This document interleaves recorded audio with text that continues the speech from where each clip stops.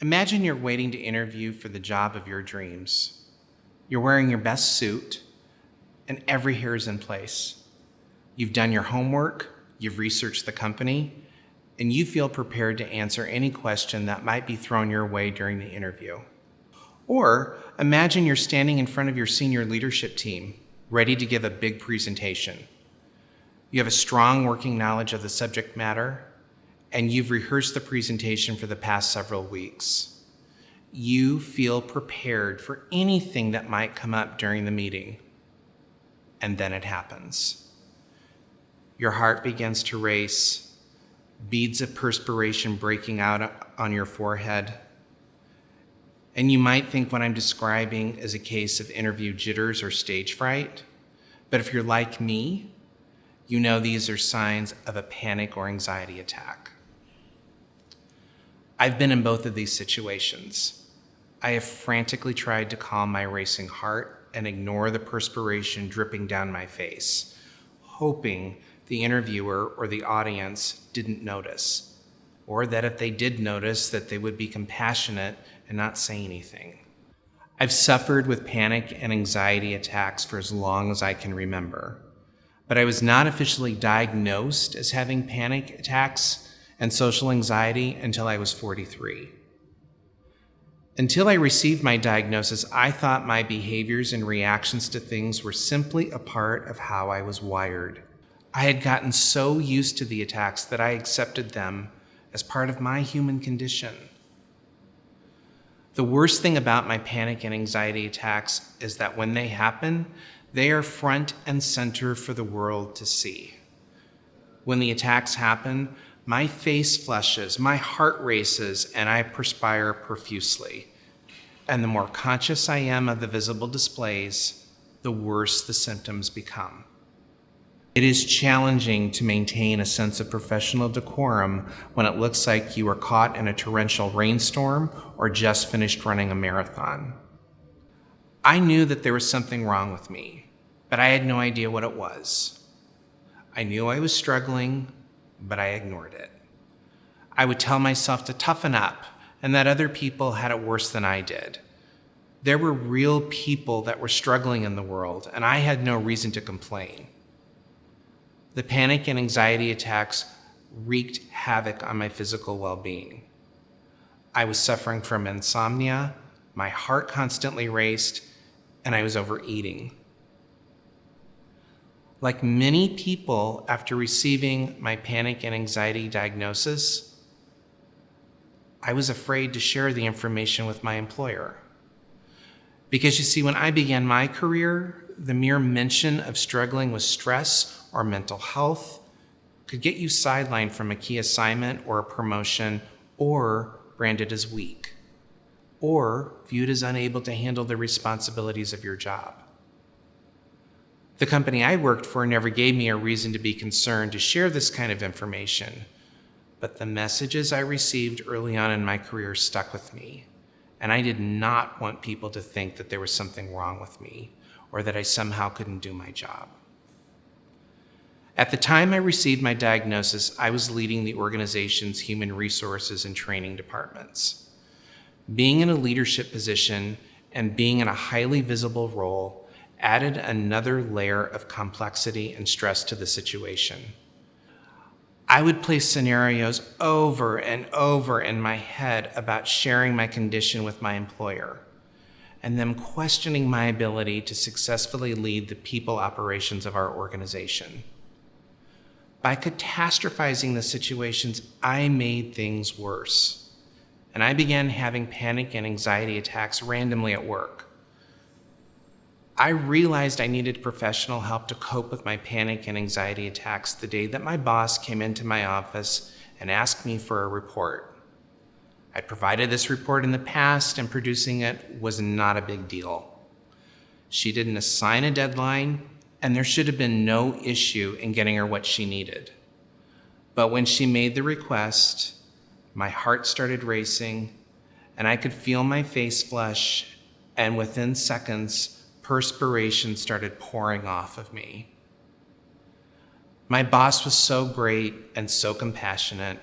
She told me to take the day off and to try to make an appointment with my doctor. But that day started me down the path of getting the help that I needed. That day was the day that I began to understand how important getting help was. My journey in being open and honest about my anxiety and panic disorders and openly talking about these conditions also started at that same time. Talking about what I was going through and being transparent with my condition was liberating. It also allowed other people in the organization who were suffering with similar conditions to be open and honest about what they were going through, to feel as though they weren't alone. Hiding a key part of who you are or what you're going through creates a layer of baseline anxiety. And having the freedom to talk about your issues helps alleviate the baseline anxiety and creates a path forward.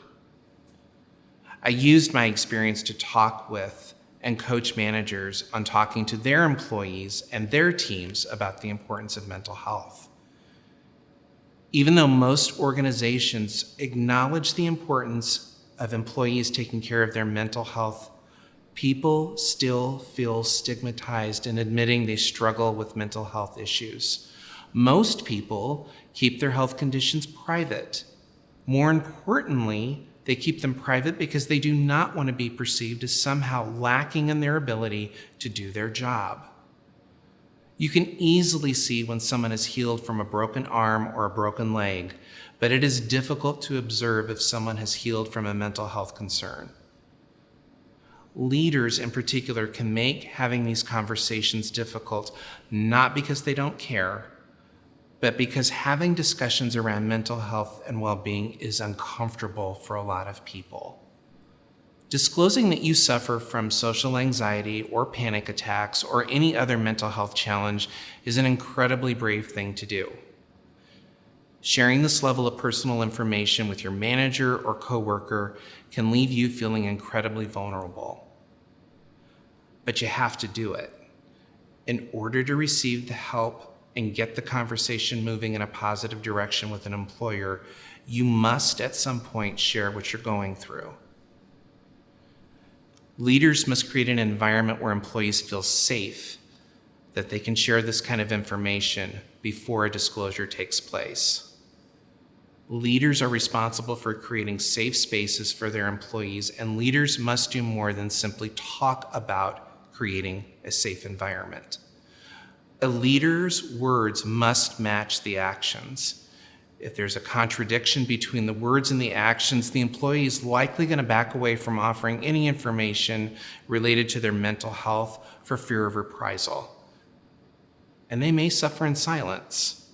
If an employee shares they suffer from anxiety, panic, or other mental health conditions, the concerns can sometimes be met with disbelief from leaders and managers. Responses from managers may include statements like, "You don't seem stressed out," or "Everyone suffers from stress," or "It wouldn't be work if you didn't feel a little anxious about things." Managers who make these kinds of statements may be well-intentioned, but these comments can minimize the concerns voiced by the employee, and they serve as a form of gaslighting. In essence, making the employee feel that they are exaggerating their concerns or that what they are feeling is not valid. In my experience, once an employee discloses their condition, managers typically ask two questions. Are you seeing someone about it? And if the manager is close to the employee, what are you doing to control it? Once leaders know that an employee is grappling with a mental health condition, they may adopt a one-and-done approach. Leaders may think that a quick counseling session to EAP is all that's needed to address the issues of mental health, and that once the visit is concluded, the employee will be back to normal. Managers must avoid this microwave approach to mental health. In some cases, employees may only need to see a counselor one time. However, the employee may discover, once they begin therapy, that there are deeper issues to address. Once an employee discloses how they are feeling, it is critical that the leader not stop the conversation. Respect the privacy of the employee, but make an effort to check in with the employee to see how they're feeling. Checking in with the employee conveys a level of compassion, and even if the manager has no concept of what the employee is experiencing, just reaching out to the employee can provide a level of comfort. Entering into a conversation with an employee who has disclosed they're suffering with a mental health concern is as simple as saying this statement. You shared you were struggling with anxiety. How are you doing? It's okay if you don't want to talk about how you're feeling right now, but I want you to know my door is always open. This simple statement lets the employee know they are safe with the manager and that the manager is an ally. Leaders must be mindful that the language they use when speaking to someone who suffers from panic, anxiety, or other behavioral health challenges is critical. Leaders should avoid treating people like they are victims. People who are struggling with their mental health are simply looking for a level of understanding and compassion. Using phrases like, "You can't let yourself become a victim to this condition," may reinforce feelings of hopelessness and helplessness in the employee. Employees may not always show outer signs of anxiety or panic. There are days when I'm in a hyper state of anxiety and panic for no reason. I can't explain my feelings, I just know that I'm struggling. I can function, but the constant state of anxiousness is ever present, and just because I look fine does not mean that I am fine. For this reason, it is important for leaders to check in with team members. Create an environment where you can ask a team member how they're doing, and they feel comfortable providing an honest and open answer. Leaders also need to cultivate a space where employees have an opportunity to manage their feelings. Encourage employees to take walks, or leave the office for 15 minutes to take a drive, or sit quietly by themselves for just a few minutes. Sometimes small breaks are all that is needed for an employee to recenter themselves. It's also a great way to reinforce that you care about the employee's well-being. There are no one-size-fits-all approaches to managing anxiety, panic, or other behavioral health issues. Allow the employee to tell you what works for them and give them the space to manage their feelings. One of the worst things a manager can say to an individual struggling with anxiety and panic conditions is, "You look fine," or "Stop worrying about things." Those of us who suffer from anxiety and panic attacks would greatly take a reprieve from the conditions if that was an option. When I'm in the throes of a panic attack, I experience feelings of dread, panic, and doom. I cannot stop myself from worrying about things, nor can I focus on something else. When I'm gripped by a panic or an anxiety attack, a wave of adrenaline courses through my body, and I feel like I'm in a true fight or flight situation. In these moments, the boogeyman is literally around every corner. So telling me not to worry about things will not help. If I could stop myself from worrying about things, I would. As leaders, it is critical to understand that mental health issues are real, and that for many people, mental health is not a one and done proposition. It is important to normalize conversations in organizations about mental well-being in the workplace, and leaders can do this in a few ways. Talk about the importance of mental well-being. Saying small things like encouraging employees to leave the office or work to take a lunch, unplugging from the office on the weekend, and using vacation times are all great ways to show that you care. If an employee comes to you stating that they're struggling with mental health, ask, "How can I help you?" Don't ask the employee what they need, because they may not know. Saying, "How can I help you?" opens a door for collaborative, solution-based conversations. Ask people who have shared they are struggling with mental health conditions how they're doing. The employee may not want to share what they're going through, but the simple gesture of simply asking the question can let the employee know that they are seen, understood, and supported. Advocate for employees taking mental health days. As an example, people should feel as comfortable saying they won't be into work because they need a mental health day, just like they would if they had the flu. The way forward in addressing mental health in the workplace is to talk about it. When leaders talk about the importance of mental well-being, they give other leaders and employees permission to do the same. The conversations create an environment of transparency, honesty, compassion, all of which can lead to deeper connections between the employee, the manager, and the organization.